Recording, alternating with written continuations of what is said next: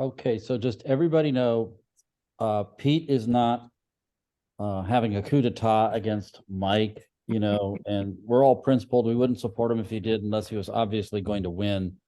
And Mike will be back. So, just don't think Pete is now in charge, even though it might go to his head. It's not going to go to my head. When have anything I've ever done gone to my head? Why do you keep posting pictures of the nice fish that you catch? That, all right. And I didn't. And why Okay. did you post a picture of yourself in a helicopter, Mister? Let it go to my head. Why were you boarded by somebody in another boat? Saw that picture too. It's all coming together. I see a story Yeah. forming.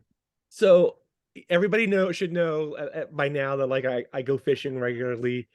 And I post pictures of my fish. What I didn't post yesterday was the picture of the boat breaking down and oil spewing all over the engine, and Cito pulling us almost off the beach and dragging us home. It would have been much more fun if it was pirates. It would have been pirates. Yeah, that would have been much. We've actually, when my kids were littler, we would take them out on the boat and say, "Hey, if you're not canceled, we're just going to give you to the pirates." Did it work? Because we're in Florida, and what was that movie with Michael Caine, The Island? Yeah. Oh, I thought you were talking about Jaws 4. Well, there's that too. Oh, it's But classic. no, there's this movie with Michael Caine that's set in the Florida Keys where there's like this. That's another Peter Benchley movie, and it was a Is it? terrible book. Yeah, but basically it's that a whole ship full of pirates has secretly lived in the Keys for centuries and no one's noticed. Like, okay. Well, remember, it was written like approximately 1976, 77. Yeah, There weren't like the same kind of satellite coverage, and also the Bermuda Triangle was a huge thing back then. that's true. That's true. So before we go any further, let's introduce ourselves. I'm Pete Rollick, writer, author, man about town. Matt. Hi, I'm Matt. I help run Ezine Movie Night, which you can find out about if you go on the Facebook page for the Lovecraft Ezine. Normally, I provide prizes, but my library is a complete catastrophe. I have mounds of loose things, just not even stacked; they're heaped, and I couldn't muster the strength to go through anything and find something duplicate. I just looked at it and shut the door. After we do introductions, I'll add on to that. Bridget. Hello, I am Bridget. I write music and draw some paints, artsy things. And last but definitely least, Mike DePronto. Hey, it's Mike. I do architecture. I do art. I have a pillow that has my dog's face on it too. You probably don't. And this is a different room than I normally see you in. It's actually the same room. I usually just blur it out Okay. because all this opulence behind me. I don't want to. Well, no, it's I see you've made your bed, so The one that the dogs destroyed. Yeah, Yeah. sometimes it. Playing on his bed. Hey now. I mean, it's true. It's true. It's true. Yeah, usually I'm up here or in the basement. It's one or the other. Yeah. All right. So Hey, wait a second. This is a really big house, DeBronze. We thought we were living in poverty in a hovel. yeah, And I Oh, I actually am. thought you lived in You like got the a basement. really nice house, like I telephone didn't say it company was and my everything. house. I'm just using it. You can take us out to lunch next time. Sure, hot dogs it is.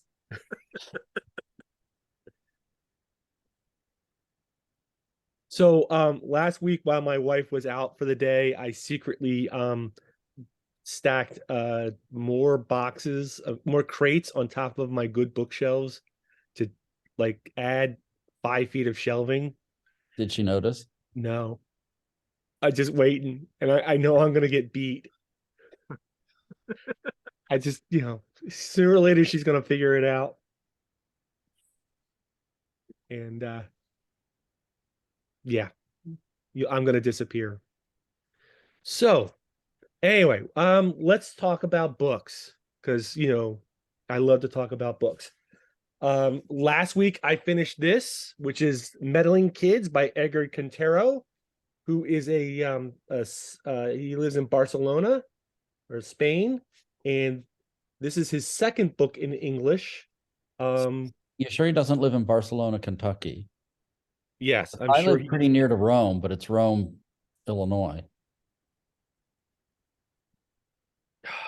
You're just gonna make this difficult for me today, aren't you? We're all interested. Keep going. All right. Anyway, I have that book. I haven't read it yet. I actually, found it really enjoyable. It's essentially it's about a group of kids and their dog who are basically modeled after Scooby-Doo and the Mystery Machine, and they solved mysteries when they were teens in a town outside Portland, Oregon. And now they're all grown up and scattered across the country. And one of the people they put behind bars is being released. And they've come to realize that despite the fact that he was dressing up as a monster and scaring people to do whatever he was doing, he couldn't possibly have done some of the things that they accused him of. So it's more likely that there was a real monster involved. So they travel. First they stop in Arkham. They pick up one of their kids from the asylum, and then they travel across country with the dog. Now the dog is like they explain this is the fifth kid of the dog. So it's like the grandchild of the dog. But it's definitely Lovecraftian. I really enjoyed it. So much so that I'm going to read his other two books, which are apparently loosely connected. What are you looking at, Matt? I can see you scrolling. The FA Cup semifinal, Manchester United versus Brighton Albion. Okay. I'm glad we have your full attention. I'm just messing. So has anybody else read this? No, I No? didn't realize it existed. To. Yeah, No, I really enjoyed it. I was surprised, and it has reaffirmed my desire to go through my stack and start reading stuff because I was getting disheartened. It's Sunny. So like right now, what I'm reading, Yeah. we just finished Fahrenheit 451 for Okay. our book club, which I talked about it. I had never read it, and it reads sort of like a Twilight Zone episode. Oh, does it? Yeah, it's interesting. It's like it actually is. Not that I want to be sacrilegious, but it's almost like it's a better concept than a read. How's that? Yeah. Because the story itself is not, the prose is 70 plus years old. Right. And then the other thing I'm doing is I am going through the Dark Tower too. Okay. All right. Now, a few weeks ago, Mike had this great idea to start a book club. And the first book he picked was The Black Maybe by Attila Verez, who is Hungarian, Romanian, something like that. Can't remember. It's translated from the Hungarian. I read it. The prose is pretty good. I think some of the stories are pretty good, but there are some things like the first story is To Bite a Dog is about what would you really do for true love. And there's nothing really, it's weird, but there's nothing really weird about it. It's just a strange kind of story. It's very kind of Tales of the Unexpected rather than the Night Gallery or Twilight Zone. Now here I've got to say, one of my issues is, and I don't know if this is just me, but it's the translation. Often when there's a story that's translated into English, I have sometimes feel like there is the immediacy of the prose is not the same. The structure of the language, the use of idiom, it's not that it's bad. It's just it sometimes I feel like if you can imagine trying to do an examination through gloves, it's just not as easy as if you're reading something written in native English. I've had this similar issue with like reading the Horla, you know, the translation of the Horla. I've had a similar issue sometimes in those Japanese stories that were released by Kurodahan Press, translated from the Japanese.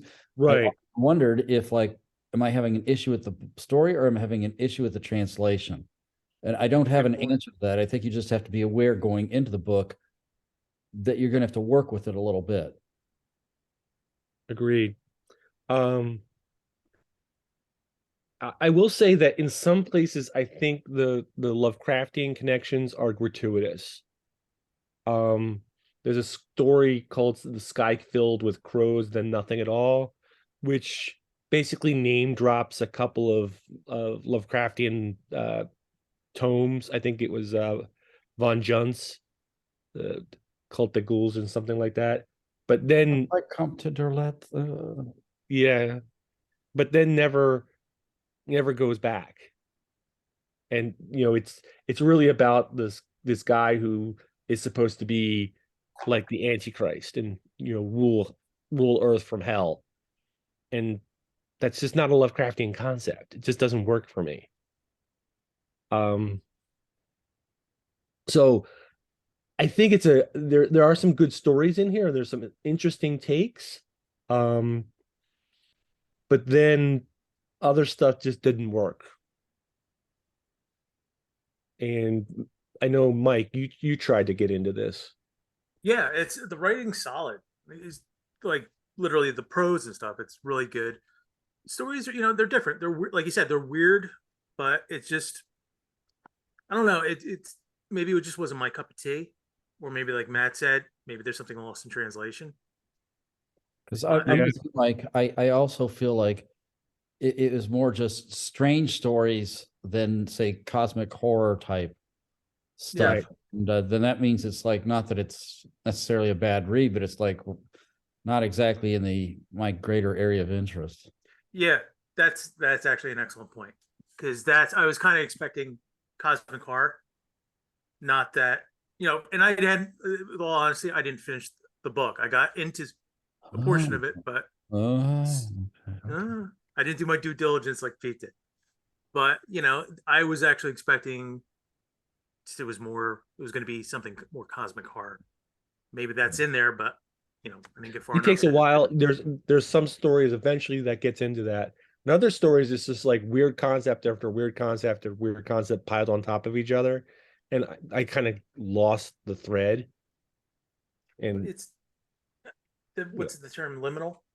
Is yeah, that, so right. yeah, it's be your own judge is what I would say. Right. The other book that I briefly want to mention came out, I think, a couple months ago as an ebook only, but is now available as a paperback. It's from Chaosium. It's Lees of the Necronomicon, edited by Joe Pulver. Probably the last thing we're going to see from him. Maybe not. I don't know. take that Like, back. actually, you know, I talked to Cat. Pat about this a bit, and this was something that was near and dear to his heart. He was very excited about it and happy about it, trying to make it happen. But, you know, in Chaosium, it's like, you know, good luck for anything happening in any kind of timely way.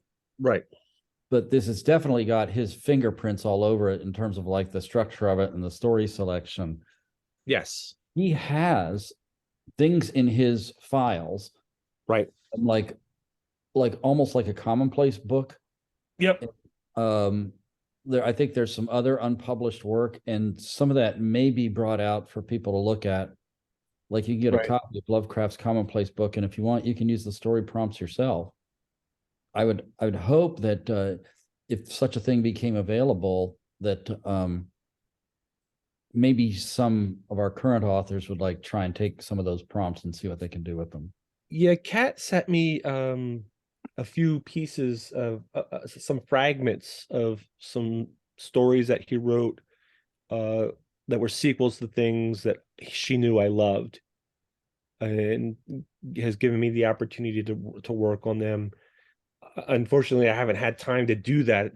I've got my own deadlines set up for other things. But I've read them and they're really good, and it's some interesting stuff. Wouldn't that be an interesting concept for an anthology where you handed out those prompts to like 15 different authors who are currently, at the top of their game, and see what happened to them? Right. Yeah. Absolutely. I'd be interested in that. Not consuming it, not writing it. Look at that lovely house. You could even like take a mortgage on it and fund such a project. This isn't me. This isn't my side of the equation. Okay. So, well, I'm just a poor country architect. Did you say poor country architect? Yeah. Maybe just poor. Poor works too. I didn't know there was a thing called like a country architect. There is now. You never know what to expect on the show, right? So. I could just see the guy who's writing your life story. Mike DeBronzo was a poor country architect. I hope that's it's all possibility. He had made every wrong decision in his life. And he had a wealthy girlfriend who funded his book projects. So. No comment. All right. What else do we want to talk about? So a bunch of us watched The Rig. Yes, we did. And how did we honestly, feel I was it on Netflix? Prime. Hi, Boulder. Oh, Prime. And it's basically about these guys on an oil rig in the North Sea, and they encounter something menacing, and there's weirdness and people get infected and whatnot. And for like 3 or 4 episodes, it looks really, really fun, and then it just sort of, it's not fun anymore. It's such a great setup in the beginning. Yeah. Because you just don't know where it's going to go. And I conjured all these things there, places it could. They're out in the North Sea. I think it's off the coast of Ireland, right? Yeah, Ireland or Scotland. Like and, you've got this fog that comes in, and there's usually like a drilling station is a really cool setting. Right. It's isolated, but it's big. But like you said, it's like once you get to a certain point and they start filling in some of the blanks, so to speak, you're like, this is not what I wanted. And then by like the time are we doing spoilers here? I don't care about this one, so yeah, we can do spoilers here. If you want to watch this, you might want to tune out for like a minute or two. By the time we're getting towards the end of it, and I thought this was going to be a self-contained story. Apparently, there's a season 2 coming. I read about, and by the way, there's 30 Coins is going to have a season 2, a show I did like. But it's like you had the guy from the Full Monty show up as the evil corporate scene chewer, and he's literally I would have been so happy if he actually took bits and pieces of the set and started eating them literally, because he's just chewing scenery nonstop. I'm evil. Do you know that? Okay, I'm just gonna watch it long enough to get to that point. That's and then like at the end there's this huge, what is it, a tidal wave or something like that? It's been a while. Yeah. And it does not look good. It just took me right. I mean, at that point, I was just like, I'm finishing this because I started it. And then you see the tidal wave, and I'm like, nah, I'm not buying that. So it was a disappointment for me. And some of the actors in there were really good. The guy, it's not like it's the only thing he's done. I know he's been in Game of Thrones. He was Batman and Titans. Ian, can't think of his name, but he's one of the main characters. And I'm like, oh, I like him. And he's like Chief of the Night's Watch, right? I think so. I've never seen all of Game of Thrones. It was just like, so my thought on this was I made it through, I think, maybe 2 episodes. And my issue was from the very start that the woman who worked in the office on the rig and the guy who was the dissenting worker were strictly caricatures. Yes. They're immediately into their like, this is how I'm going to be the whole show. And it was caricature is a good word for it. It's taxing. It was taxing to watch. Like why is that guy making so much trouble? There's no reason. He's just making trouble because they need someone to make trouble. Right. Why Right. is she behaving so by the book? Oh, And so so uppity. Yeah. right, so it could be put into her face later, and then maybe she'll become cool or something. I don't know. It's just Well, so And she's having wandering around an oil rig in a white button-up shirt. Like, come oh on. yeah, As you do. yeah. This As you drove do. me nuts from the As- beginning. And at some point in heels. Yes. Like, come Yeah, on. That was like, okay, New in Town. Full disclosure is one of my favorite stupid movies, but it's like when Renee Zellweger shows up at that plant and she's trying to walk around the plant in heels and her heels keep falling through the grating of yeah. the platforms. It's like, what is she doing on this oil rig dressed like this? It's just no. Well, you had the same problem with like Jurassic World, Yeah. where she's running the whole park in her power suit. And it's like, it doesn't work that way, lady. You know, nobody who, you can't run from building to building in heels. well, the thing, what it does is it allows the writers to be lazy. Yeah. They don't have to establish her character or make her complex or give her lines.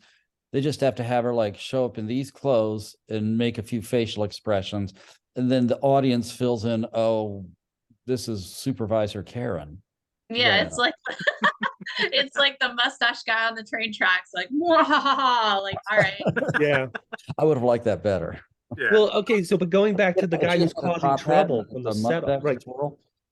So it's like, so first off, this guy is like, he's older, he's big, and Yeah. he's apparently a pain in the ass all the time. Having worked in remote areas and on things like this, those people don't last. Nobody wants to work with them. It's just doesn't work that way. Everybody's got to get along. Otherwise, you kill each other. You know what I'm saying? It's like one of the things that I liked about John Carpenter's The Thing is like you had all these personalities that were very divergent, but they were kind of innocuous. Nobody was like a jerk Right. at the start of the winter season, because that's not going to work, right? You're going to be in Isolated. you're bottom going of to the be together world. for 6 months.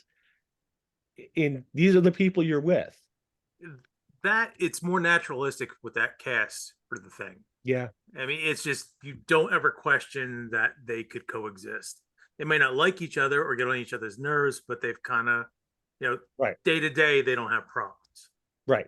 Except Right. Gary with his pop gun. Fashion. All right. Yeah, Gary with his pop gun. What did I see the other day? A poster for a remake of The Thing using the Muppets? What? Oh, yeah. It's Oh, hey, all that, of them in the parkas, right? Or something Yeah. like that. Yeah. Oh my gosh, Like- that's amazing. And they got like Ralph the dog as the dog. Oh think my gosh. Kermit's And is McCready. Baker the doctor? I hope so. Would make sense. Yeah, think- probably. I think Animal was Childs or something like Yeah, that. Animal's Child. Oh my gosh. you You believe in his voodoo bullshit? So you have Kermit and Childs at the end. Waka waka waka. Oh my gosh. Oh, Yeah, that would If be only. that would be really fun. It's never gonna happen, but I did see where, jumping tangents here, like there's a squirrel. I guess Marvel/Disney has just announced or begun soliciting for their first new Aliens book. First new Novel? Aliens comic, yeah.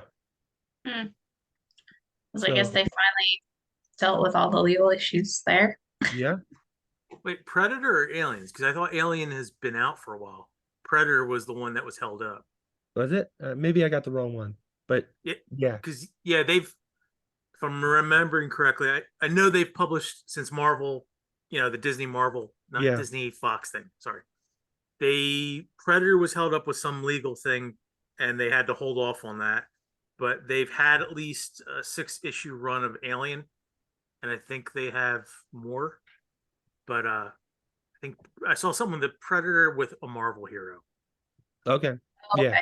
So maybe it's vice versa. I don't know. Yeah, I read this stuff and then I forget it.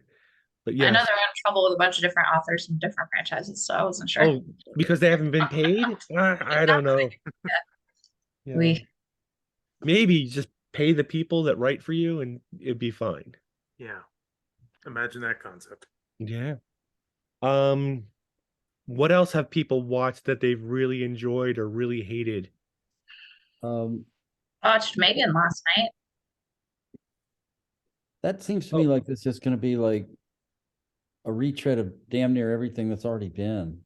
I kind of thought that too, so I'd put off watching it, but it was actually really good.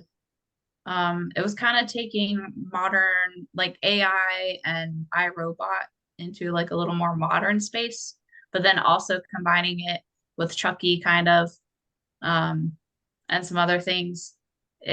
There was a commercial at the very beginning of the movie for like a Furby type doll Yeah. that has all this interactive capability, and it was actually kind of scary how possible that is, that could just hit the market, that toy in particular. It was almost like you were watching an actual commercial for something, and then it just evolves into her building this robot, this android basically. But it was really well done, I would say, and it was not as much like violent shock as I expected it to be. It had a little bit of a slow burn, but once it got into the full attack mode, it was like, whoa. Yeah, I watched it a couple of weeks ago and I went into it, so okay, this is going to be, filler for me, and I ended up really enjoying it. And in a lot of ways, in my mind, it reminded me of 2001. In not with the great cosmic thing, but with the whole idea that the programming that we're giving this robot commands and we're telling it to do things, and we're not being really, really careful with what that ultimately means. I mean, yes. I also thought there was kind of like a Frankenstein vibe to it too, because she creates this thing and then she doesn't really take responsibility for it. Correct. And doesn't even think about, what it is. And for me, the most powerful part of the movie is when she's attacking somebody, and but not really a spoiler that she attacks people. She's attacking someone and this person says, "What are you?" And she said, "I've been asking myself that same question." The robot says that. Yeah. It's awesome. Yeah.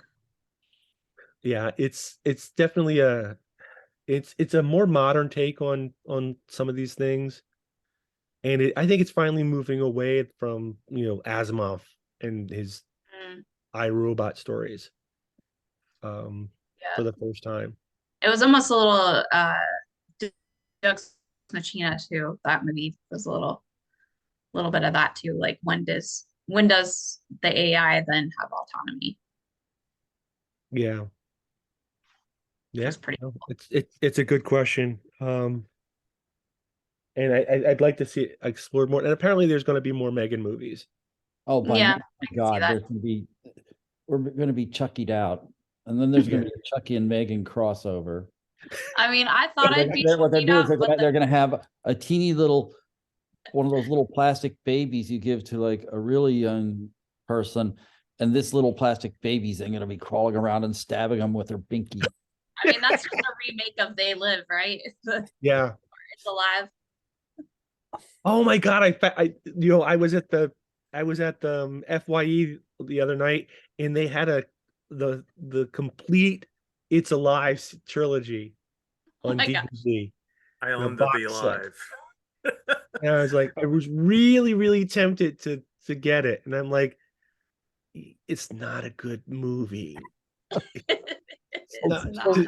Pete, but the baby at the end is worth it. Yeah. So if you want a good movie, Pete, we just watched The Doom That Came to Gotham on movie night last night. And that is really good. For those of you who don't know, it is a kind of standalone Batman story alternative. So this isn't any kind of canon or anything. They just took the Batman character and put him into a Lovecraftian situation. Right. Elseworld. This is based on the Mike Mignola reissue comic book series. Right. Now, so the art is not Mike Mignola. Mignola. It's more just standard animation, but it's all extremely well done. It's anyone who likes Lovecraft or cosmic horror should enjoy this cartoon. It lasts 90 minutes. It didn't outstay its welcome. It was very interesting how everything came to fruition. I thought it was very enjoyable. What is that streaming on? You got to rent it, I think. Oh, you It's gotta not rent it. on. It's Well- not on HBO Max or Future Max. You can rent it on Prime, and it yeah. costs $6, or you can buy it for $20 in an electronic format. Okay. I wasn't familiar with going into this story. Like I've known about it for ages, but never got around picking up the comic to read. So when I got to watch it, all of this is new to me. And it's just like, I was so impressed. It was really well done. Yeah, so Mignola has published a few Lovecraftian things in the past, and of course, Hellboy. But this is basically, DC stole Arkham, the name from Lovecraft, and slammed it on the Asylum. And forever linked the Batman mythos to the Lovecraft mythos. But only rarely have they delved into that, and only rarely have they done it this deeply. And Mignola did a really good job in the comic book. And for a long time, like a decade, that book, those 3 issues were really, really hard to find. And they were quite pricey. And I think at one point, Mike had copies that he was shipping around to people, and everyone was reading them and shipping them back. But then, go ahead. So when they came out with the release of the compilation graphic novel just recently, Like 5 years ago, right? like again, they weren't even thinking about those of us who had the original issues. Right. Oh, did we even enter into their considerations? No. But but Mike, Matt, you have all your own issues. Right. So to be clear, we all have our own issues. Right. But thankfully, they put it out as a trade paperback, and that did really, really well. And then all of a sudden, like last year or so, they announced that they were going to do this animated film, and we were like, do you wonder if like they had it in the back of their mind that it might be an animated film, so we'll therefore bring back the graphic novel like as a test balloon or something? maybe. And I don't. So I've never understood this from publishers, but there's a real easy way to figure out whether something that's out of print has a demand. And it's called eBay. And if the issues of something that you have that's out of print are going up in price and people are buying them for ridiculous amounts of money, maybe it's time to reissue that book. I'm just putting it out there. It's like, instead of doing, the 400th edition of The Lord of the Rings or Dune, maybe do something else. Look at your backlist and see what people are spending a lot of money on. I'm just putting it out there. Yeah. I've been trying to get a copy of Adam Hughes. He's an artist. Cover run. It's all the covers he did for DC. And it's so, like, they were going to reissue it recently. Like, I've had it pre-ordered for like 3 years, and it's still on pre-order. And they even asked him, he's like, I don't know. It's not my, I'm not doing this. So, and it's just languishing in hell. But if you go on eBay, you can get a real beat up copy for like $100. It's not even, that's like good. So it's just like, if I'm gonna, there's just some things, and like they're actually reprinting the big Marvel omnibuses, like the gigantic door stoppers. Yeah, they're doing Alpha Flight for the second time, which I love. but it's not one of the top tier comics. No. You know, it's John Byrne, and I love Yeah. it for what it is, and I used to pick up the issues, but that's $125. So Yeah, no, yeah. So it's funny because like there's one issue of Alpha Flight that I absolutely adore. which one? It's the one with the great beasts. Yes. It's like the best issue because it's they're not dealing with anything else in the Marvel. They're strictly dealing with something strictly Canadian. Yeah. And It's- it's just it And works. Byrne did a really good job just in creating the great beasts. Yeah. And it's like he tied in that comic, to go off on a tangent, that comic was really good. I mean, after like he only did 26 issues of his own comic and then left. Then he went to DC after that. Could be wrong. But like one of the main characters gets killed off in issue 12. And it's like a big one. And then they tied to go back to the great beast, like Sasquatch was a great beast. Yeah. Walter Lankowski didn't know. It was just he's really good with that stuff. I wish he didn't quit on it or whatever happened because I was really invested in that. The Sasquatch is Lankowski is like one of those characters that constantly gets his origin rewritten. Yeah, Like, he's Doc Samson now. Yeah, is he? Yeah, he's green too. It was the I'm only like I don't buy the comic. I buy the older comics when they get reissued in these omnibuses. Yeah. But modern ones, I'll look at Comic Book Resource or something like that.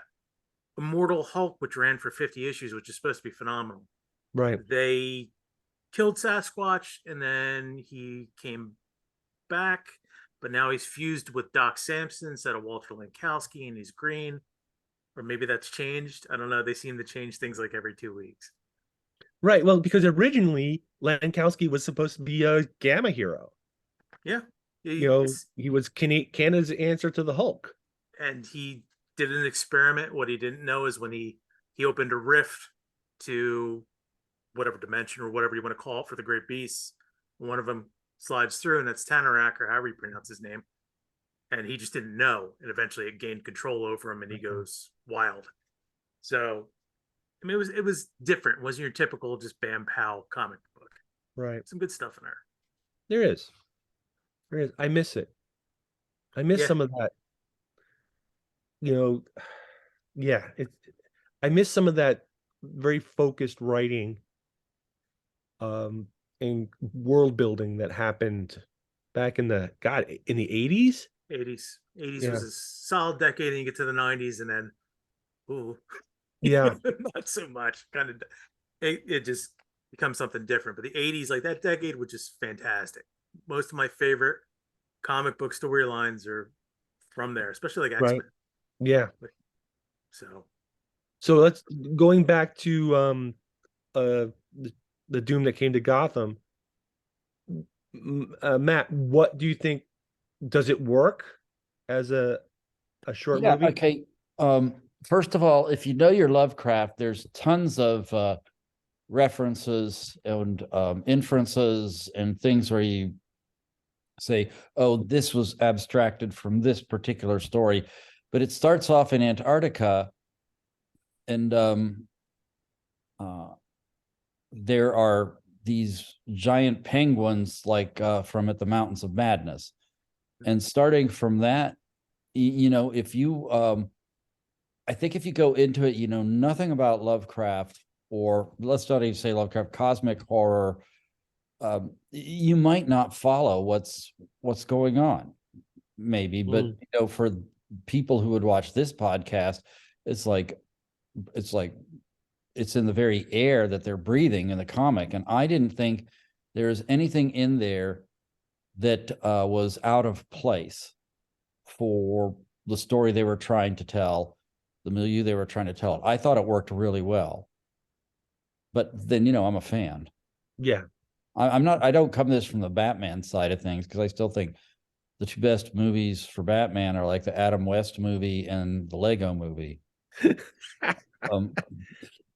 The funny thing is that there are big fans who would agree with you that the Lego movie is an absolute fabulous rendition of Batman. But this, I think I can't see how anybody who doesn't enjoy Lovecraftian storytelling wouldn't like this. And or even just say cosmic horror. Okay. And it's not like it's where there's violence, it's not pulled back. Not that that's like the only selling point, but it works on all the levels it's supposed to. Yeah, they were brutal with the characters. Yeah, and it's just it doesn't get too superhero-y, I guess you could say, where it's just like capes and how can I put it? It doesn't lean it. It's a nice balance. It's like more like if Batman were a real kind of thing, this is how competent he would actually be. And he starts off, there's no history of Batman in Gotham when he finally makes it back to the city.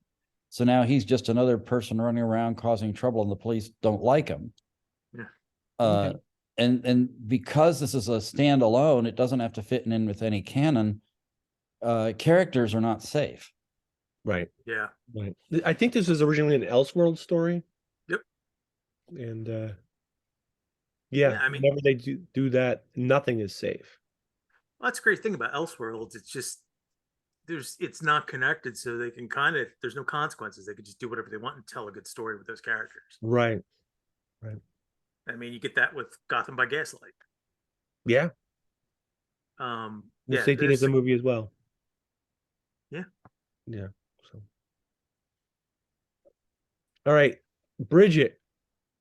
Yes. Something you've watched recently that you've enjoyed. Besides Megan, I watched horror related. I mean, I know we're going to talk about some of the things I've watched later on, but I watched the movie Mayhem finally, which was on Shudder, and I don't know why it took me forever to watch it. It's been on my watch list for forever, but it has Stephen Yeun in it from Walking Dead, and it was pretty hilarious. It might be one of my new favorites to watch every now and then, because I thought it was going to be kind of like a zombie movie, because it's like, oh, a virus outbreak in an office, but it really wasn't like that at all. Because it was more like the virus just makes you completely lose your inhibitions. And so you just end up fighting and killing people, and also getting too friendly with people in the office and whatnot that you shouldn't be friendly with. And I know exactly what you're talking about. it is just hysterical, and it's super violent, and just a really good time. Like, Yeah. I don't know what took me so long to watch it. It was so funny. It's a fun movie. It's actually the guy Joe Lynch directed that. He's the one that's directing the Barbara Crampton one, The Flesh, the thing on the doorstep. So that's who's handling it. I remember seeing Mayhem, and I was just like, it's just that the first 5 minutes, it sets it up perfectly, and it's just from there, it's the pedals down. I totally recommend it. Well, and it has that different aspect too from like a lot of different zombie and outbreaks movie, and that they have a cure, but it takes like 8 hours for it to kick in or whatever. So they're like quarantined in this office for 8 hours with just absolute chaos until this supposedly takes effect. So then there's that other layer of the morning after, like, who did I murder? Who did I sleep with? It was really interesting take on it, but it was hilarious. I need to watch it again, actually. So you mentioned the Barbara Crampton Flesh. So that's the reimagining of the thing on the doorstep. I don't think it's in. Was it the new? Oh, shit, I can't remember the name of it. The actual name. It's something with the flesh. Suitable Flesh. Suitable Flesh. There you go. So yeah, that's the. Yeah, Joe Lynch. He hasn't done a ton of movies. He has a podcast too with Adam Green, Movie Crypt. But I'm actually very interested to see what he comes up with. And I was surprised Heather Graham is in there. Well, because is that even out, or is that still just doing the film festival circuit? I don't think it's out yet. I didn't even see. They just had a still. They didn't even have a trailer. Yeah, you know, So It's Heather Graham with the premiering at gun. the Tribeca Film Festival, and it says it will make its debut, so it must not have happened yet. it's funny because I saw that article. And it's really just a blip vert. But then I saw the article that came out. It says, "Why are there are so few Lovecraftian films?" And I'm like, "What rug have you been living under for the last 10 years?" Because Obviously, somebody's not familiar with Lovecraftian films. Yeah. And what that constitutes. yeah, I mean, and I would love to not see any more music of Eric Zahn's. Yeah. You know, how many of those do we have? There's lots, right? There's a bunch of Cool Airs. There's a bunch of Reanimators, even beyond the Stuart Gordon Yuzna ones. Some of them are not very good. No, they're not. There's Uh, that one where it's recent. It was like the trailer or teaser. Yeah. And it's whoever they have Herbert West just walking through halls endlessly, reads a piece Yeah. of paper, then walks away. I'm like, oh, can't wait. Then I actually Yeah, saw a trailer for it, and I'm like, Right. And I'm good. Walking through like Italian gardens with like the big cypress trees and like, okay, this is the worst trailer you could ever possibly make. It I was was like, so- do like a 5-minute tease, like a syringe. I don't know anything. yeah. See, It just- like you aren't going to get a good Lovecraftian movie as an adaptation anymore, I don't think.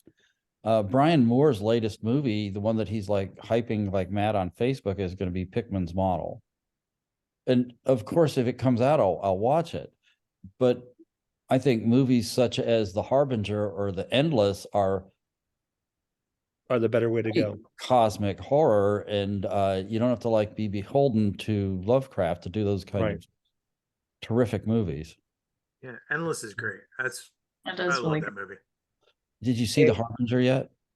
No, but I have it on my watch list. I think Oh on gosh, Tubi. it is really good. Is it? I really super enjoyed it. I'll have to check it out sooner than later. The funny thing is that there was that Dreams of the Witch in the Witch House that That doesn't Cabinet- count for anything. The one Dude, from let me Cabinet of finish. Curiosities. Okay, so no, wait. When I was in high school, it's the kind of feature that would show in the drive-through because it had boobs in it. No, not that one. Oh, Yes, you're right on that one. We watched that one at the film festival in Portland, and I think we walked out. no, Oh. you walked out. I think I was slumped with some popcorn. Oh, okay. Were you taking notes?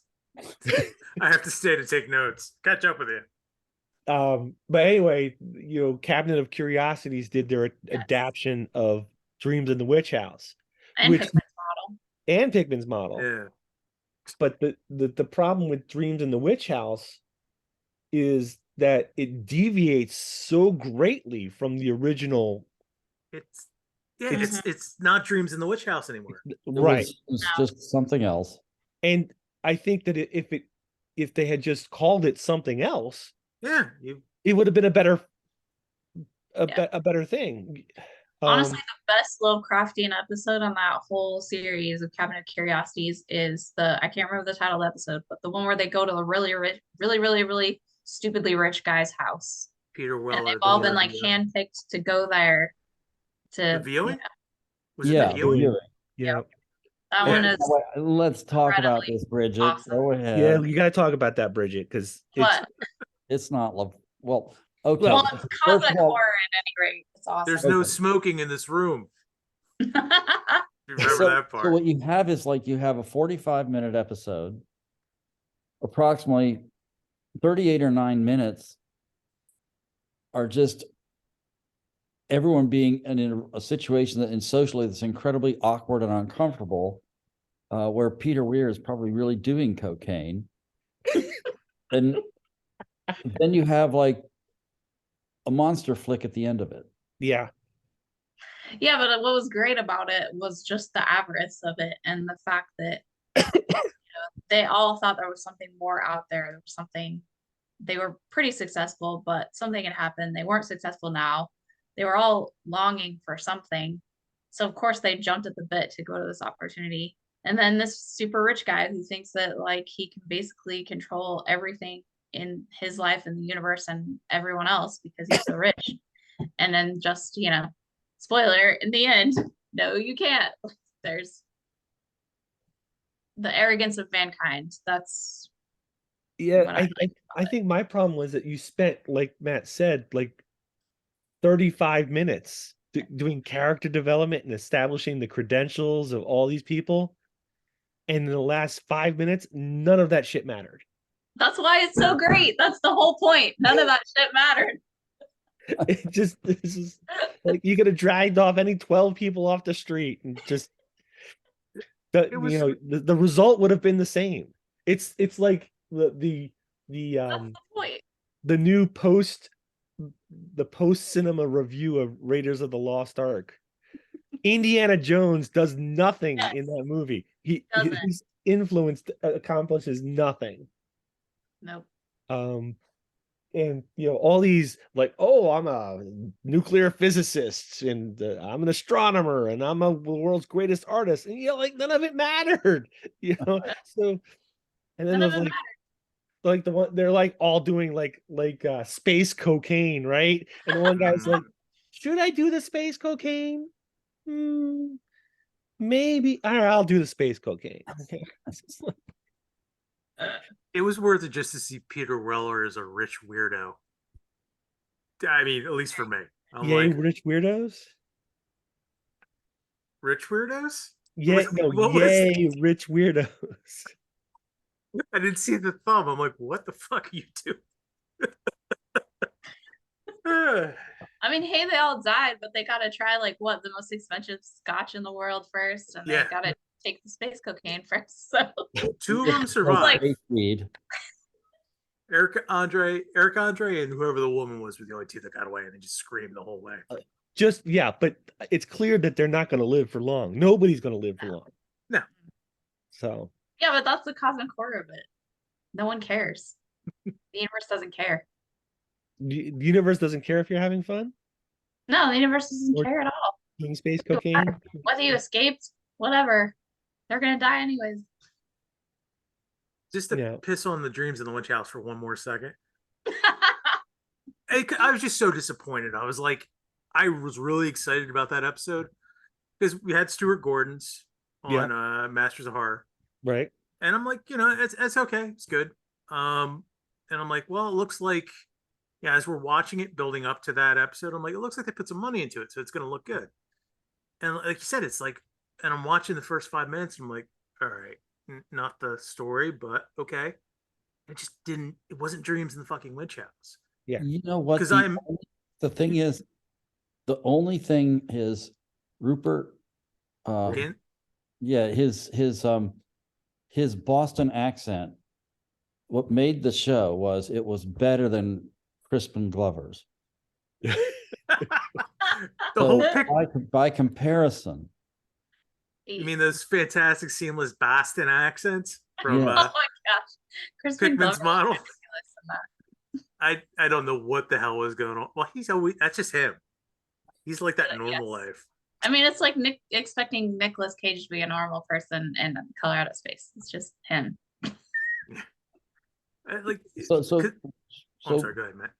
So Ron Weasley's Boston accent was better, there were redeeming features to the episode, is all I'm saying. Because Ian Mason, I thought looked really cool. Oh yeah, and so did Brown Jenkins. I'm like, wow, I really like that. And then it was just everything in between, just like fell apart. So they're doing another season, right? Am I correct in that? Or I haven't seen anything either way. Well, I hope we get more like The Viewing rather than or The Autopsy, because that was the Autopsy fantastic. Was awesome. Now I think The Autopsy was probably the best episode out of all of them. Totally agree. Definitely. That's fair. And so the funny thing is that the Graveyard Rats by Henry Kuttner that they adapted, I for decades have kept that story on my Lovecraft shelf. It's in one of Marvin Kaye's anthologies, and I have kept it there because that's where I think it belonged. When I read it decades ago, and when this Isn't that a story from his early on? He did some mythos stuff, right? Was that in the Book of Thoth? oh, that's Tierney, right? that's Tierney. It's so I went back and reread it, and there is not one shred of mythos in there. There's nothing that ties it directly to the Cthulhu mythos that I could find again. But when they do the adaptation on Cabinet of Curiosities, he's walking through, and there's this giant statue of Cthulhu. That's right. Once he gets to that chamber, right? Yeah. It's been a while. Yeah, that's Okay. So I'm not the only one who links that story. Somebody else linked it too. The collection is the Book of Iod, IOD. Yeah, IOD. That's Yeah. probably out of print now and hard to come by. I used to have that. Similar to Robert Bloch, early in his career, Henry Kuttner toyed a little bit with Lovecraft, and he wrote all kinds of pulp stuff. He just moved on, I think, is like there wasn't much of a market for it. Yeah. Well, he did what's it, Salem Horror, which is basically Salem Horror, Dreams yeah. in the Witch House, or something like that. It's the sale. It's a little related. Yeah. There's a witch, and then there's, I think, Night Gotha or something like that is in there. Yeah. Yeah, there's a whole book of Lovecraftian stories that he wrote that Chaosium published, the Book of Iod. But then he just sort of moves on. There's I think there's one story that that isn't in there.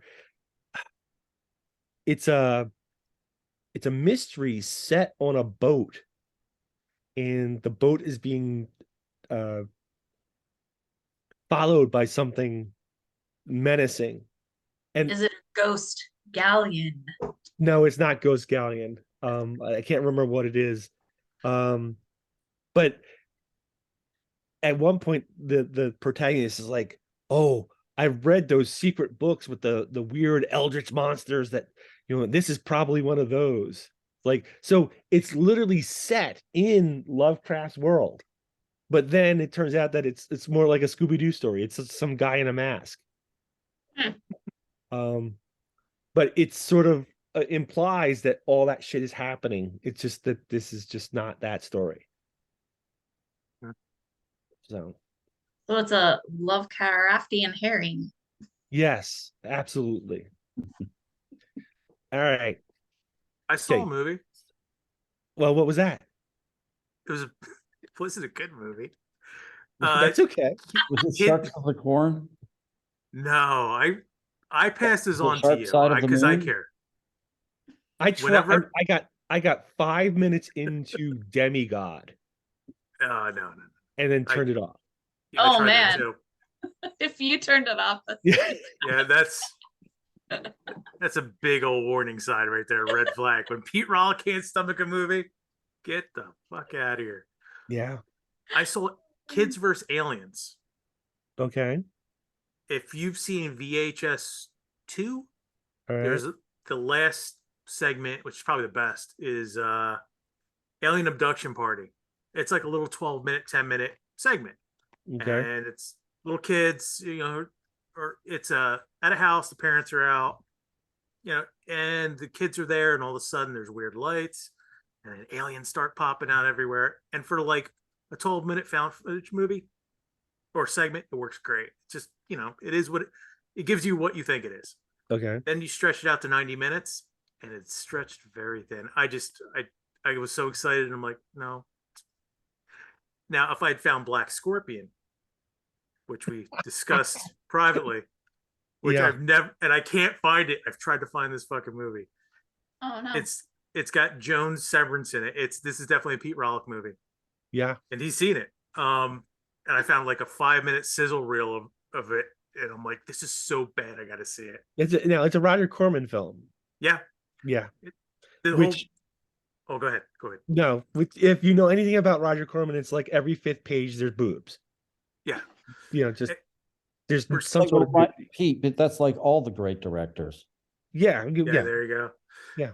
For context for you at home, you may or may not remember this if you're of a certain age. In the mid '90s, Showtime was having they wanted a series of movies because HBO and I think Cinemax had like Stan Winston, and they would do these like 90-minute monster movies basically. And I forget what the name of the series was.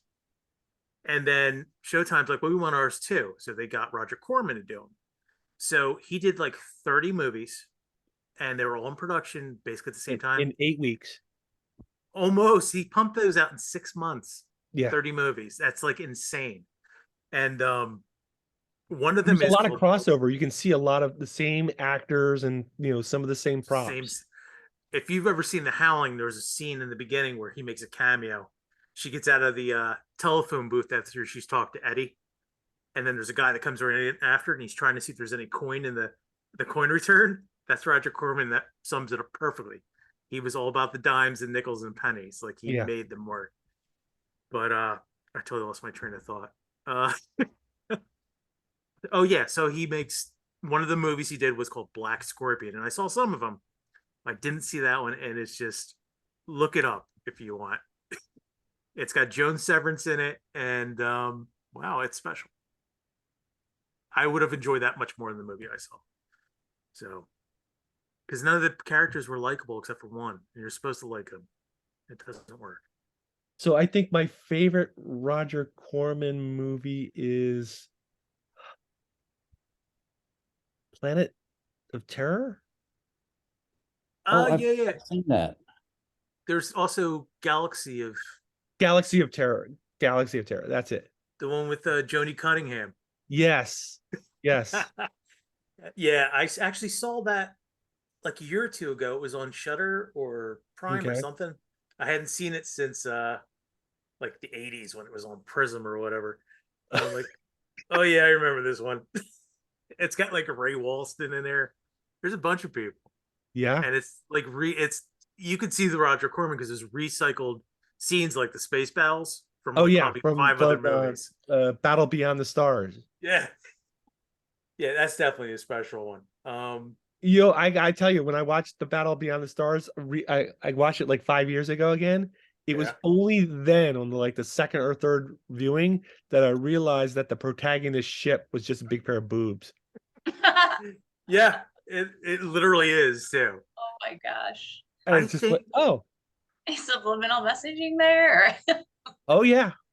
I'm almost positive because I know Jim Cameron worked for Roger Corman. Right. I think he might have done the special effects on Battle Beyond the Stars. He did on, I think, Piranha 2, or he directed Piranha 2. I can't remember. It's one or the other. Yeah, I think there's. Wasn't he also involved with the Proto Predator film with the flying. Oh, Silent Warning. Silent Warning. Yes. Jack Palance and Martin Landau, two Landau, Oscar winners. Yeah. That's another one. If you like a good bad movie, track down. I own that film. With it's also what's his name? Storch is in it. Oh God, Larry Storch is in it. Larry Storch is in it. He's the troop leader. Oh, and he is. Leader? No, just the troop. He's a Boy Scout. That would have been great if it was F Troop. Yeah.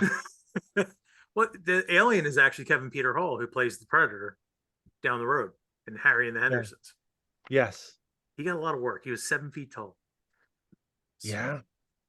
But yeah, that's a good, like, there's that 80s, like the early 80s, like from early to like 85, 86, you had a lot of good low budget horror flicks like that.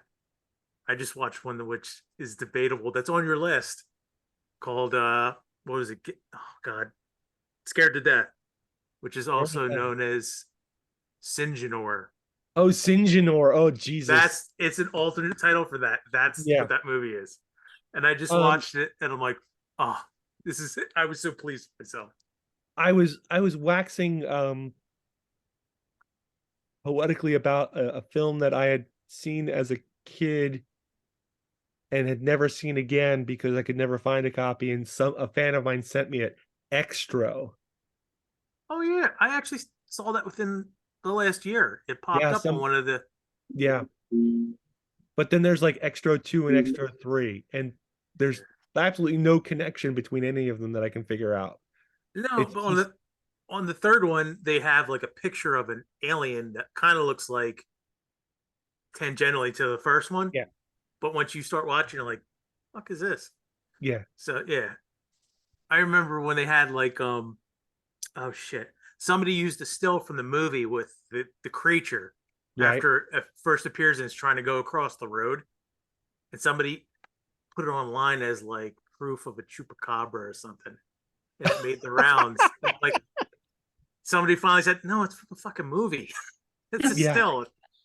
Like, yeah, it's extras. That's got some intense scenes in it. Yeah, and it's kind of splatterpunky, Yeah, and in some ways it's a weird horror film. In some ways it's an extraterrestrial film, and sometimes in some ways it's an evil child film. yeah, that's true. I And forgot about the kid. it's kind of really bizarre. It's also Olivia Dabo's first film. Oh yeah, Yeah. shit, I just saw her in something, and I was like, oh, it was probably not a good horror movie. I can't remember, but yeah, extra is like I had. It was one of those things like you read an article on like Bloody Disgusting, you go to look for it, and you just get in luck because it's just hit a streamer, and I watched it because it's like, oh, the scene where it's given birth to, and I'm like, what? Yeah. And I'm like, oh, okay. Yeah. Yeah. It's kind of like that scene from that Sam Neill movie, one of the first ones I think he did called Possessed. Okay. His wife is having sex with like this Lovecraftian alien creature. Does this ring a bell with anybody? Vaguely. Go ahead. It's just when you see it, you're like, you do one of these. Like, okay, it's pretty intense. Yeah. Trust me, look up the clip. You might find it on YouTube. I don't know if you will though. It's pretty graphic. Okay. So as soon as Bridget gets back, we're gonna go into some spoiler um discussions about The Mandalorian and Picard. Okay, I have watched only the first episode of the new season of Mandalorian. Okay. So I'm up to the last episode I watched was when they go back to Mandalore. Him Alright. and Bo-Katan, and that's It's where funny. we stopped. I switched over to, instead of watching The Mandalorian, I'm watching season 2 of Shadow and Bone. How is that? It's okay. Okay. It is entertaining enough. I don't think it's any kind of great. All right. I know that some of my kids' friends have just lost themselves in that thing. Well, I don't know what the books were like. The first season was very interesting and new. And this season, you're following essentially 2 separate stories going on. One is the new Sun Summoner, and can she increase her powers to fight the guy who's summoning shadows, blah, blah. To be honest, it's much more interesting. An almost completely unrelated storyline. There's a war going on in the underworld in this one city. And we're following one of the crews that's trying to take power. So it's pretty cool. And I actually am enjoying that storyline a lot better than what you might consider the primary storyline. All right. But it's well shot. It's an interesting cast. I gotta say, it's not a lot of people who are famous. Almost all of these are new faces to me. Okay, I'm gonna butcher this. I don't remember the names, sorry, but like I think like they without putting in your face and drawing your attention to it, they've got an interesting diversity of the cast. And that the one guy who's running this crew of gangsters gets around with a cane, and I think he's actually disabled in real life. And he's a super fascinating character. Okay. Running off of talking about my kids, I took my 15-year-old shopping on Friday night. We went to like Lunchbox and Hot Topic and all this stuff, and everything she bought, like Deftones, Tome t-shirts, like it's all from like the late 80s, early 90s. It's like they've just recycled like my entire, I don't want to say this, but my underground, my rebel, that whole period of time when I just didn't want to be part of society is now just mainstream. And I just don't understand what happened, and I should have kept all that shit. Instead, I just went full Lovecraft, and but whatever. Once you go Lovecraft, you don't go back. Yeah, exactly. All right, so now let's talk about The Mandalorian. So the new season, and I understand that Matt hasn't finished the season, and you have. Like, to be honest, I never finished Boba I Fett. finished it. I watched season episode 1 of Boba Fett.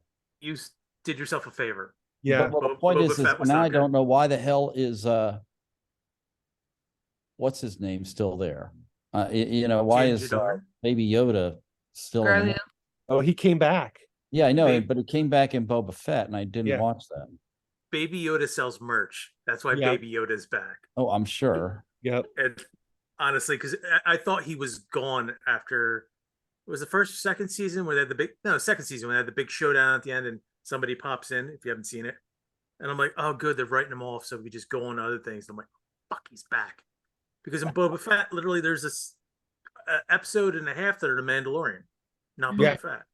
Yeah. It's like you're Those in are the probably wrong the best episode and a half of the show. Probably. I don't know. The last one was. It was just a disappointment. It's just like they, not to go off on a tangent, but like they had a clean slate with Boba Fett.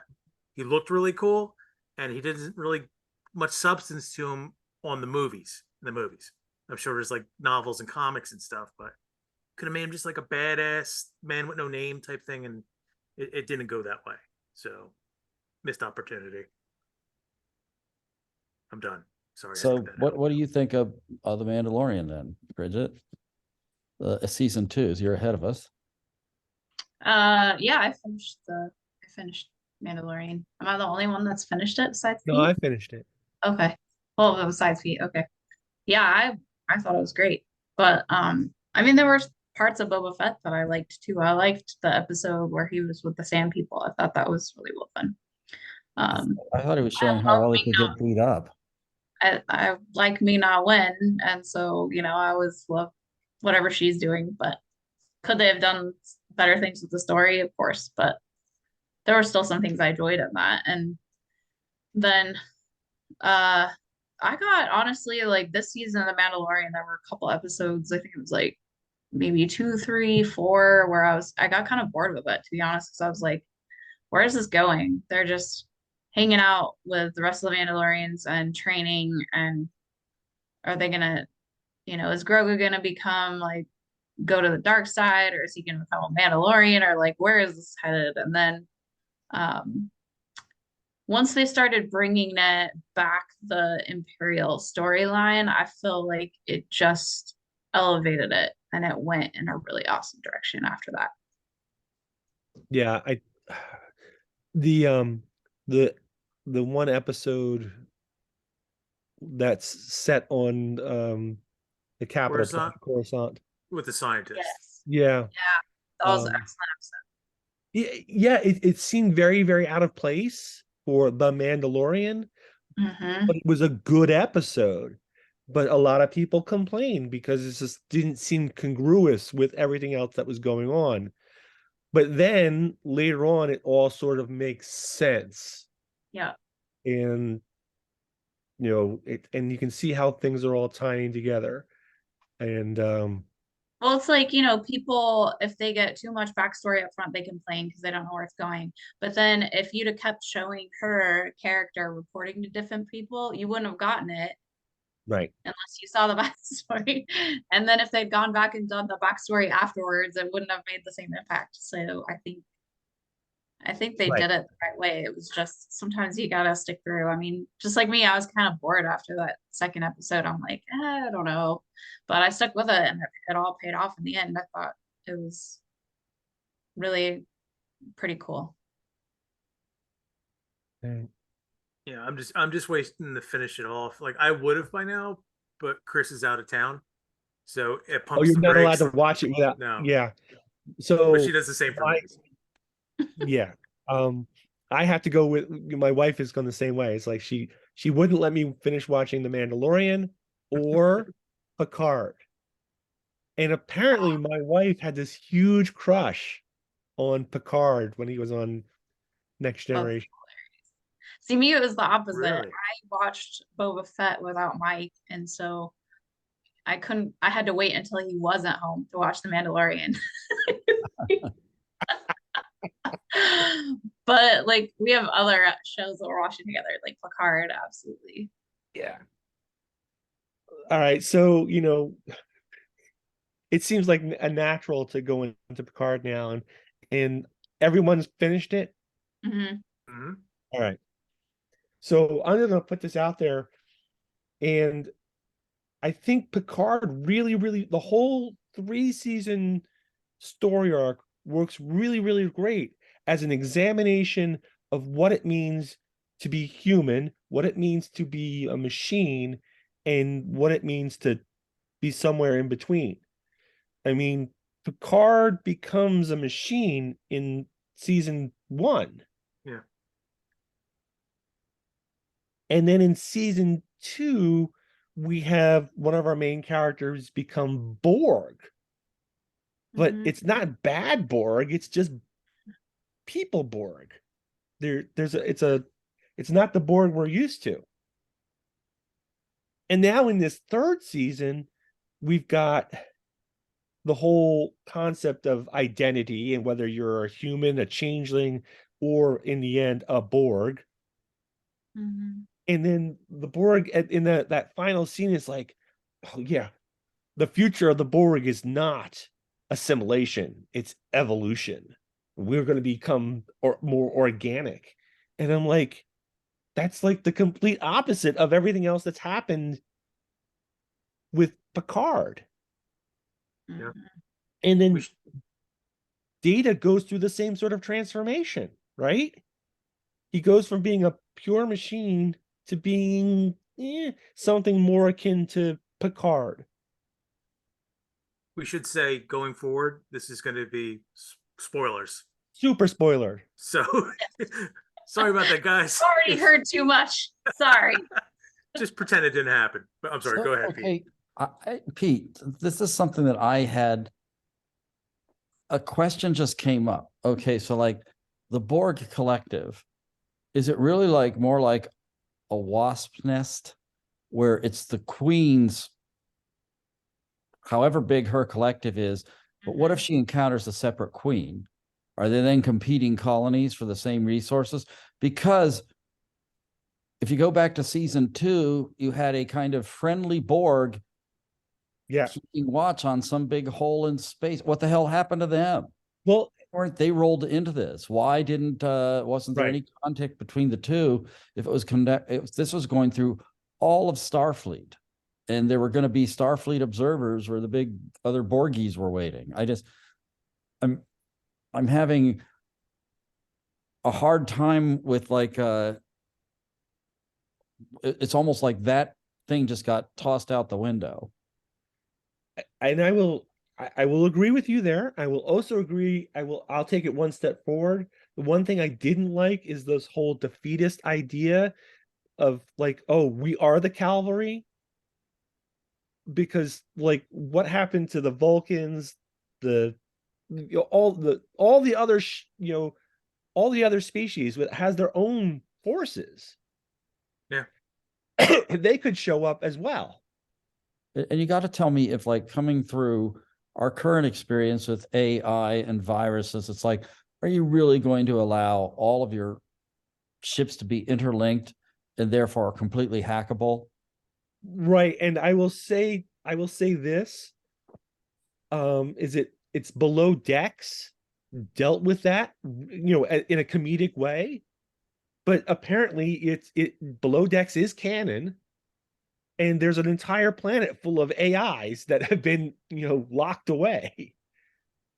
So the idea that we would join up our ships doesn't sit well with me. Unless they had some kind of throwaway, oh, those damn changelings joining up our ships. Yes. It doesn't, but I think it's also that humanity's desire to just control or take advantage of something and just think it'll be okay. It's like, oh, we'll just turn it to our advantage and it'll be all right, and not thinking about the worst thing that could happen. Right. Wasn't there a little bit of that in season 2 with the ships because they used Borg technology or something like that? I thought there was. Yeah, probably. I think you might be right. Yeah, I not thought to the his ship, but I could be wrong. What happened was they took the Borg Queen and had her link with their ship.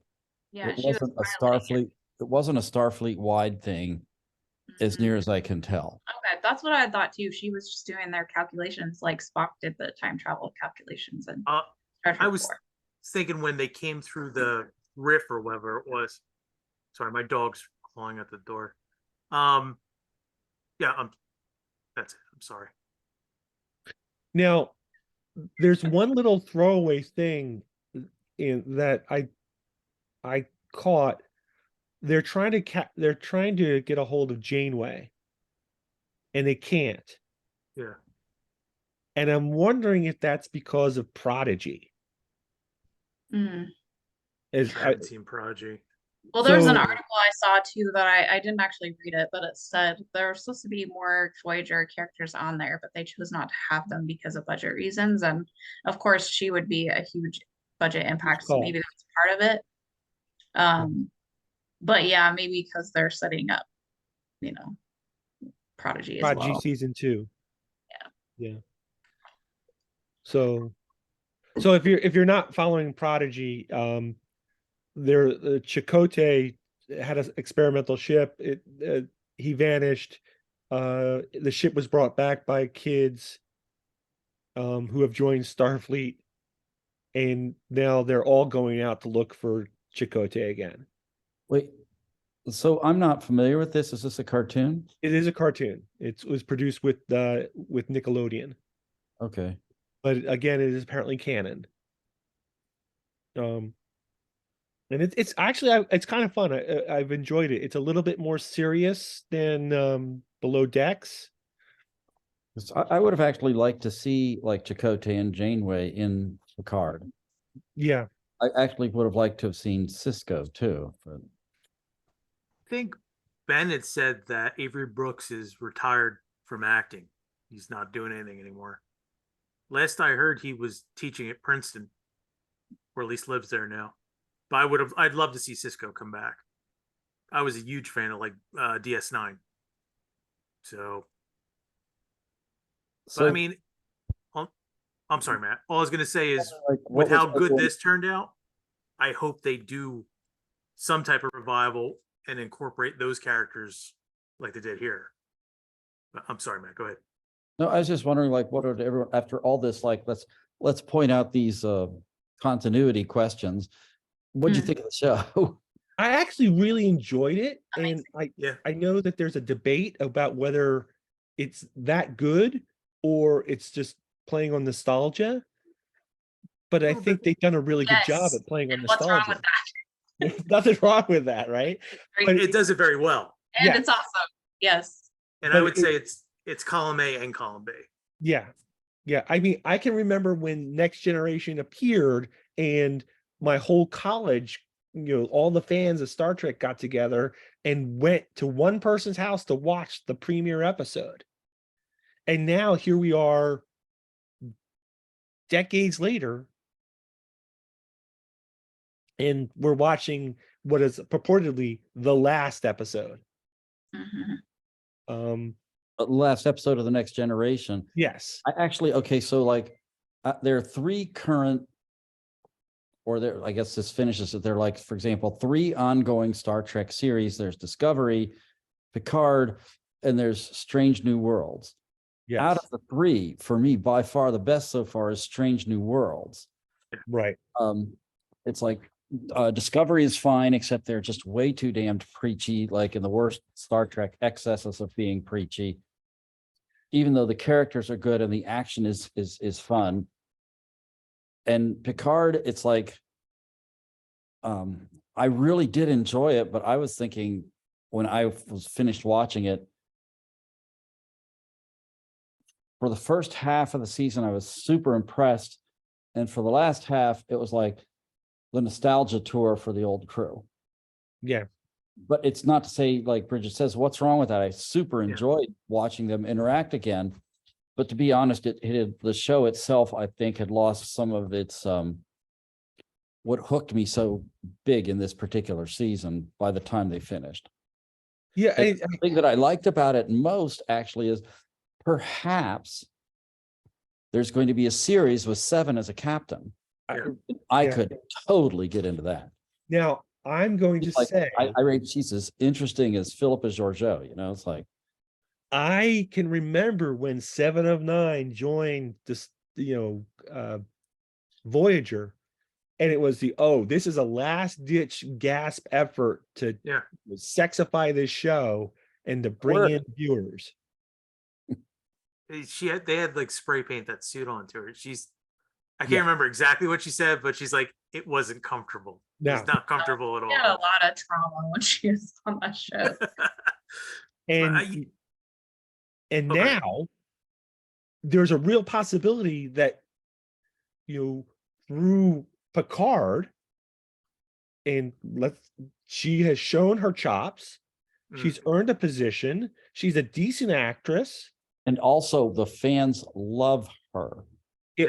From this series. Yeah, she's done a great job. And it looks like, there's a real possibility. From what I understand, Discovery is done after its current season. Yeah. Picard is done. Yeah. So Star Trek is going to fall back to 1 live action and 2 animated series. Plus an upcoming movie. Plus an upcoming movie. Was it Section 13? Section 31? 31. So they've got staff to make a new Star Trek film. You've got the legacies series. LaForge and Picard's son. Right. And like you said, like I have my qualms at season 1 and 2. Like 3, it was kind of for me that's what I was looking for from the other seasons. Yeah. But you've had Jerry. I felt like season 3 was what I wanted out of the movie Insurrection. Like, that was the movie I wanted back then, but now it's a series, and I'm totally okay with that too. Yeah, it's like the point I was going to make is like Jerry Ryan has been from season 1 through season 3. She's consistently been top notch. Yeah. So like to back up what you're saying, Pete, like that character was never born. It was nice to see her step out of the spandex and just act. Right. And the progression she has from that first episode of season 1 to the last episode of season 3, it's a great character arc. Like it's like you said, she earned to sit on that, sit in the big chair. And Shaw, I thought, was a really good character too. And since we're doing spoilers, Shaw gets killed off, and I was like, I kind of liked him and his arguments. He had a point to his arguments. Like they weren't just like in the beginning. You're like, this guy's such a prick. Then you realize he's angry, but he's angry for a very good reason. Like Cisco, he was pissed at Picard because basically the same thing. He lost family because of the Borg. Right. And then that letter that he writes for when she tries to resign 7 of 9's evaluation. Yeah. It's chock full of that. She's insubordinate. She's this. She's kicking my ass. And you know what? And she's exactly what we need as a captain. Yeah. I think she'd be like a Kirk. She's going to be like a Kirk. Yeah. So but speaking of Kirk, there in the teaser trailer for season 2 of Strange New Worlds, Kirk makes another appearance. Yes. Yes. Yeah. Yeah. I don't know how I feel about that because if he's going to be a cast regular, I'm assuming because he's getting so much. I mean, he's front and center in the trailer. I'm hoping he doesn't detract from the story. Yeah, I didn't get that from what I was reading. But I've watched I watched the original series on its first run on TV. That's how old I am. Let me get your Geritol. Right. Yeah. In the original pilot, which was Captain Pike, Yeah. Menagerie. Kirk was not on the crew. The ship Yeah. had like 250 people. Kirk was not on the crew. Right. And the Enterprise was slightly different. Right. Yeah, it was one of they had to recut it into another. It's the only show I think it has 2 pilots, right? What they did was they took the pilot and they spliced it in with scenes with the current crew, and they made it into a 2-episode, 2-parter with the original series. Majel Barrett was Later the number 1. Yeah, and Majel Barrett is the one whose voice was all the computers, at least until she died. Yep. But she was also Loxana Troy. Mhm. Yeah. Yeah. Well, they had when they close up on the Enterprise D and Picard. It's like I love that voice. Yeah, I love Yeah. that. Right before the lights go out. Oh, and she was married to Gene Roddenberry. Yeah, Yeah. there you go. So yeah. Oh, one more thing about Picard before at the very end, the Titan gets rechristened, Yes. and it's the new Enterprise G, right? That's why Yeah, we it's want, G. we want this is like tailor-made. They didn't even show us what her signature phrase is going to be. Right. Exactly. Right. So It's they not- if they leave that as a cliffhanger, I don't know if I can forgive the production. Okay, but here's the thing that I think they did very, very cleverly. At the same time, they're showing trailers for season 2 of what is it? Strange New Worlds. Strange New Worlds, where the crew of the Enterprise is waiting for Spock to come up with his Yeah, line. make it And go. I would like the ship to go now. And it's so bad. But you Yeah. juxtapose that with the cliffhanger of 7 of 9. Oh, And go ahead. I was gonna jump to the very final scene of of Picard. But Okay. So before we do that, I just like one of the things I did like that with the whole Titan discussion, the whole crew and everything, is this dichotomy of is she 7 of 9 or is she Hansen? Mhm. yeah, And it's a nice interplay of that conflict, and it's used quite well to show again that growth of she's becoming more human, and but then she doesn't always want to be. She wants to. Her name is 7 of 9, even though she's Annika Hansen, right? But she's chosen always to be 7 of 9. yeah. I think she even says like Annika doesn't really exist anymore. Right.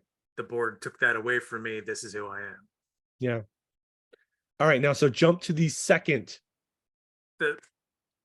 If you watch season 2 of Picard, you said goodbye to a character, really Yes. big one, Yeah. and it was cute. It was cute. Right. So if you've seen it, you know what I'm talking about. You get to the very end, it's like almost like a stinger, although this is the last season of Picard, but you see a young ensign Picard in his quarters and gets a visit from Q, and he's like, my father told me about you, I thought you were dead. Guess, or no, did he say dead, or is just Yeah. like, Yeah. He Mhm. said, yeah. So he died. yeah, he's like, wait, you're my father told me you're done with humanity, or whatever however he phrased it. He goes, Yeah. I'm done with your father, I'm not done with you. Right. You're just starting. And I thought that was great. Well, Because the shoot back on I thought you were dead is, oh, you're thinking so linearly. Yeah. yeah, there you go. Or we're so much more a complex entity than that. Or Yeah. So wait, is Yeah. so is he's going to be Ensign Crusher, though, right? Yeah, he's Ensign Crusher. He wouldn't be Ensign Picard. He never used that name at all. I think he took the name though, didn't he? Did he? No, when she tells him where to sit, she calls him Ensign Crusher. Oh, she does. Well, at least it's a crusher, and it's a crusher we like. It's better than the last one. Well, and he gets to be sort of like the ship's counselor, which is kind of Yeah. That's what about like we aren't quite know where we're going to put you when we do this show, but Right. sit here for a minute, kid. Nepotism. it makes me wonder, he's still they still got that all, well, no, because they treated everybody, so they no longer have that Borg biology stuff in them, so he can't really like just communicate and control people anymore. Or Right. can he? But, well, the thing is, you don't know what if they make it into a show because Picard never got rid of his implants really, and apparently when they replicated him, they replicated those implants, whatever was left. When he was a robot, why could he just like plug into the Borg then so easily? And 7 of 9, of course, has physical implants that are left. So Yeah. how can he be completely free when there's so many possibilities for lazy writers to do yet another iteration? Problem. Yeah. That's But the I real really answer. hope that this puts the evil Borg to bed. Yeah. Like they've been exterminated. It's done. I did have this when my wife and I were watching it in like just before they unplug and they defeat the Borg. All the taken over crewmen are bursting through the door.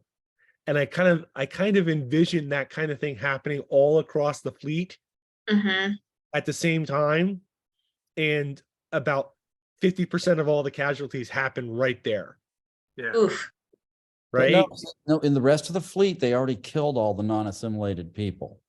Well, when they Mm. were still hearing some people scream and saying that they were coming through the doors just a few minutes earlier. They blew up the Excelsior too.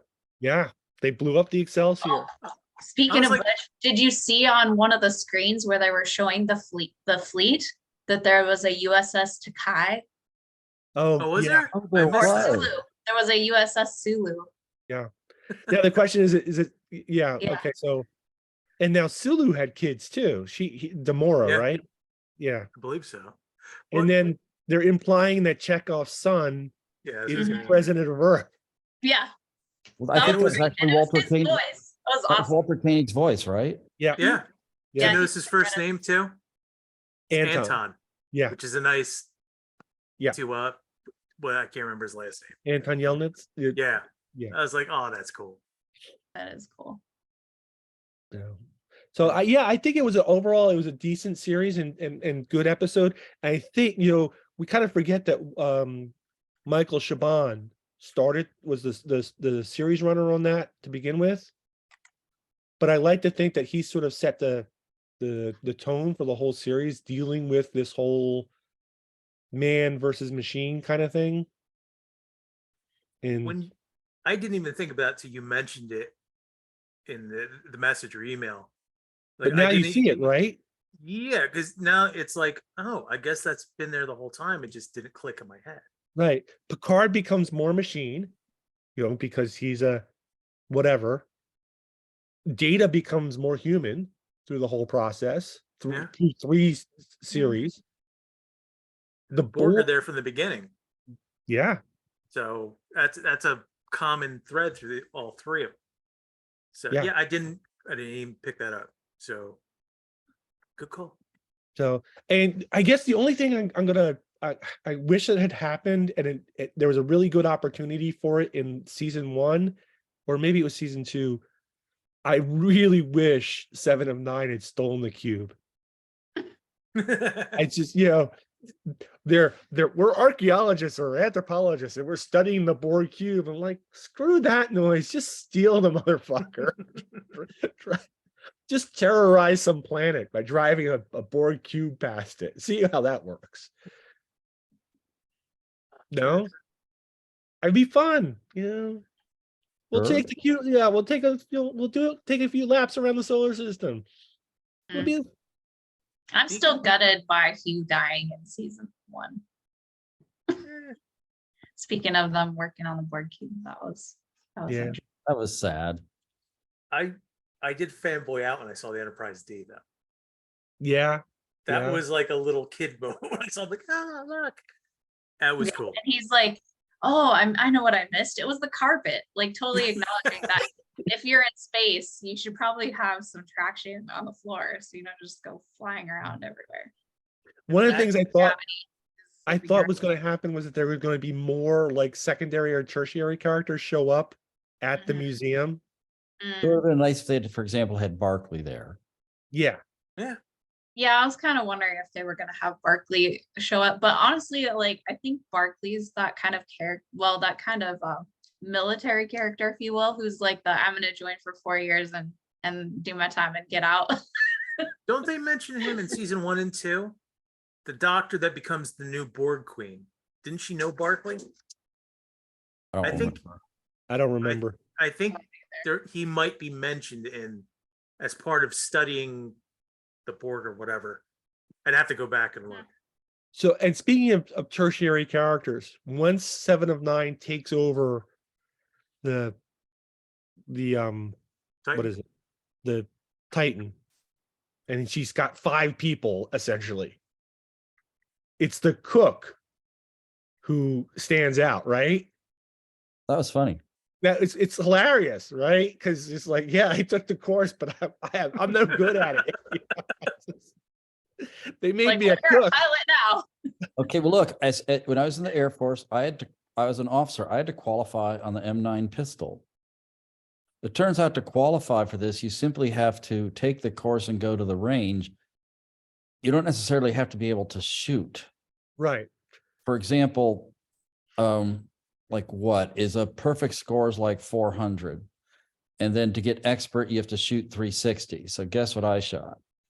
150. Like 182 or something like that. And I'm pretty convinced that a lot of those hits were by other people missing my target instead. No, but one of the things I liked about that is like, okay, yeah, a character who's almost completely useless survives, and is then forced into doing something that he has to do, that he has Yeah. minimal training for, but still, he rallies. It was a nice little scene, and it was comedic too. Nice. No, we didn't even cameos, yeah. mention Admiral Shelby being in charge of the ship. Yeah. Oh, Yes. Admiral Shelby dies instantly, right? Yes. But it was such a good callback to the Locutus episodes. Yeah. Best of both worlds, right? Yeah. Yeah. That Now- was so cool. Since you're going to bring up Admiral Shelby, I'm going to bring up the fact that there is still something that was put out there in Next Gen that is very, very mirrored here with the Changeling infiltration. And that's That's one the, about that 2 episodes about the insect invaders. yeah, that we Oh, never yeah. resolved. Yeah. I The think they whole just, like big Starfleet conspiracy, and then Yep. it just disappeared. the writers didn't want to do anything with it, I guess. I don't know. Yeah, but they put that little trailer in the end that, oh, the signal was sent. Like, okay. And then we never went back to it. Mm-hmm. What we Yeah. did go back to though is Ensign, now Captain Rowe. That Yeah. was a nice cameo. That was It a nice was- cameo. It was Yeah. short, but her character, it almost makes me wish there was more of her in it. But at the same time, it was the way they did it was really nice. Her, It gave a lot of closure to her arc from Yeah. Next Gen. Well, the And thing yeah, is, she always never wanted to be pegged into a Star Trek caricature. She was afraid it would like make her career suffer. So that's why Yeah. her next role was like the pathologist in Homicide: Life on the Streets, like starting in season 2. That was her next role. Very different than Ensign Rowe. I was glad they brought her back. I was sorry they killed her off. yeah. But at least, I mean, her sacrifice was meaningful though. right. It wasn't just like, okay, here's a face, on to Well, the and next one.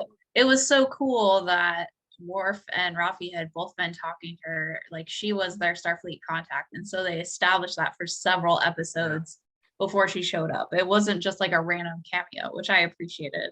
Yeah, that was tied well together. He had two And box changeling Yeah. twisting his mustache. Well, you know what we had to do to him to make her talk, don't you? We're going to get you like that. It was so. Yeah, where's the train tracks? In many ways, I thought the Ensign Rowe character was like the opposite of the interrogator from the Drumhead. Drumhead. Which episode was it? When they think that they send this woman who's like she's interviewing all those staff members and trying to prove that Picard's a traitor, and I think I know what you're talking about. It's and been, yeah. But it's yeah, they go through a military tribunal, and everybody is suspect. yeah, it's been. I'm sorry. Well, it's been 35 years. Yeah, and I keep seeing like emails pop Oh, up. you remember? I think Rick might be trying to get in. Yeah, I have no control over that. And we're just about to wrap up here too. So sorry, Rick. It's not us. anyway, all right. So anybody else want to say anything about Picard? Not that I can think of. It's hard for me to know because like I've been so wrapped up in Star Trek with my whole life. Yeah, Yeah, same here. It's like, of course, I'm a sucker for this kind of thing. I don't Yeah. know someone coming to the series and not being familiar with Star Trek. I don't know how generalizable this is. I mean, I don't know that that's really the target audience either. Like we're Right. the target audience, so I think it was a success in that regard. I mean, they did. And here we are like arguing about where they put the pips on the side of the uniform, Yeah. I mean, they did take elements from DS9 and Dominion Yeah. War, and it's like, I think they did explain it maybe enough where you're kind of like, okay, I guess that's just part of the story. But if you were a fan and watched those, it's very rewarding. It's like, it's nice to see that they're tying things together in an intelligent way, just not like, haha, here you go. I wished So- actually Janeway had appeared on screen. Yeah, yeah. I would have She liked was that like too. she was like the fleet admiral. It would have been nice to see her on screen. That's if I missed one cameo, that was the one that would have made the most sense. Meanwhile, we forgot to discuss probably the best actor of the entire series, or Dorn. of the entire season, Michael Dorn. Amanda Plummer. Oh, Oh, gosh, yeah. yes. She was almost completely unrecognizable. Yeah. And amazing. I just not just a great villain. And not so over top where it becomes like a caricature. No. Ridiculous. Like she was menacing and did it very well. I mean, So creepy. you want and to talk hard to about find. twirling your mustache? She was Yeah. literally twirling her mustache. It's like, look, I'm fucking evil. I'm gonna fuck you people. And, and congratulations. Solids. Yeah, fuck you, fucking solids. That's probably the best last line for a character in the history of Star Trek. Yeah. It's weird hearing the F-bomb in Star Trek, by the way, or any cursing. She's like, wait, what? But yeah, she was really good. It was a solid villain. Yep. Yep. Awesome. And like all these complaints are like, oh, where does a pirate get a ship like that? Well, she's not a pirate. I thought, but see, the best line, she may be the best actor in the thing, but the best lines went to Worf. Yeah. Swords are I'll go fun. too, and we'll make it a three-way. And Yeah. You hear yourself? you hear what Make you're it a saying. threesome. Listen to what you're saying. Swords are fun. Swords are fun. The It head was is kind of one- like that was kind of like the galaxy quest, which is like when he's like, does the rolling help? Yeah, it does. Today is a great day to die. beheadings Um, are on Wednesdays. You know, it was a little cool throwback to like Wrath of Khan in the beginning when they're in the cloud or the nebula, Oh yeah. and you hear that ding, ding. It's like that little, I don't know if it's a sound effect or a music cue. When they're in Wrath of Khan, you hear that when they're going through the nebula. It's just Yeah. this one little, as dumb as that is, but I was Well, like, actually- "Ooh, I know that." Yeah, like Jerry Goldsmith actually mentioned on his Instagram, like how impressed he was with just how they took the different themes of his and kind of wove them together and Mm. put them in there in important ways and in important points. It's pretty awesome. Yeah. I would go ahead. All I was gonna say is this very quickly is like each week when we finished an episode, I wanted more. Like I was like, I haven't felt like that about Oh, a yeah. series in a while. Where it's like I can't wait till the next week's episode. My wife was like, wait, you can't end it there. Yeah. And that's good But when you storytelling. think about the end of Next Gen, I mean, that same thing, that last episode wasn't an end, but it did give you the feeling that you got closure. But it was yeah. still like, well, it's not like they're pulling up to the space dock and they're, tying up the ship and getting off the ship and being like, bye everyone. But like, it still had good closure, and it also gave you that feeling of like, it's continuing, but we don't need to know everything that's going to happen. Yeah. All Yeah. big things, right? That was the last episode. Mhm. Yeah. Yeah. It was All right. And the poker game, I mean, seriously, because that's how that yes. episode ended. That was a perfect way to Mhm. yeah. Good time, man. Really good time. All right. I'm gonna text Mike and tell him we're done. So, because we Sounds filled good. in 2 hours, and I was surprised that we did that. Has it been 2 hours already? It's been 2 hours already. Wow, it flew See, by. this would have been a much better episode at a table at a bar. Yes, absolutely. But unfortunately, none of us live anywhere near each other. But we'll resolve that sometime soon. Yeah. Anyway, good night, everybody. Thank you for being here. And I thank all my guests and panelists and the dog pillow behind the bed. It is beautiful. And this It is is- your plot to remove Mike from power. I know. Yeah, no, Mike can have this job for the Would rest you of tell? his Pete's implanted Borg biology into all of us through the Zoom meeting. And Check Pete's checks have cleared. It's a go. It's a go. All right, thanks, guys. See you next time. See you next time.